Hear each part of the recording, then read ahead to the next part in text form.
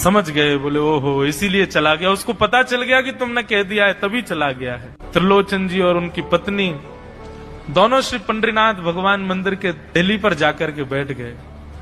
जाकर के ठाकुर जी के आगे हाथ फैला करके कहने लगे, बोले नाथ, हे पंडरीनाथ, आपने हमको संतान नहीं दी, पुत्र नहीं दिया, पुत्री नहीं दी जीवन में, हमने कभी उसकी अपेक्षा नहीं की, हमने कभी आपसे शिकायत नहीं की कि हमको संतान क्यों नहीं दी है।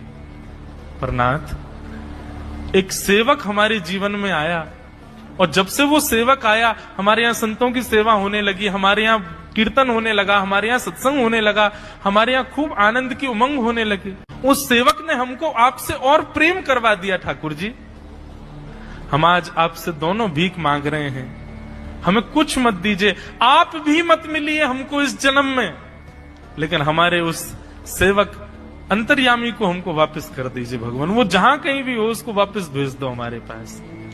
ऐसा कहकर के रुदन करने लगे, नेत्रों से आंसू गिरने लगे, चरणों में प्रणाम करके श्री पंडरीनाथ भगवान को रुदन करने लगे त्रिलोचन जी और उनकी पत्नी। इतने में ही स्वर सुनाई दिया, बाबूजी। अंतर्यामी का स्वर सुनते ही पीछे मुड़ करके देखा तो पीछे तो कोई दिखा नहीं। अरे इधर देखिए, पीछे कहां देख रहे हैं? वापस से पंडरीनाथ भगवान की ओर देखा तो श्री पंडरीनाथ भगवान की जगह ही अंतर्यामी बालक खड़ा हुआ है, सामने खड़े होकर के उनको आशीष दे रहा है। त्रिलोचन जी तो भाव विह्वल हो गए, बोले कैसी कृपा नाथ आपकी। बोले आप ही थे क्या?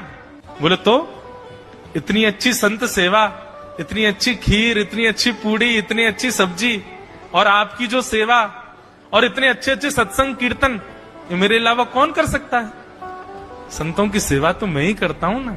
आपने संत सेवा के लिए सेवक मांगा था, इसलिए मैं ही आपके यहाँ चल करके आ गया। और श्री त्रिलोचन जी पर अद्भुत कृपा करके भगवान ने उनको कृतार्थ किया।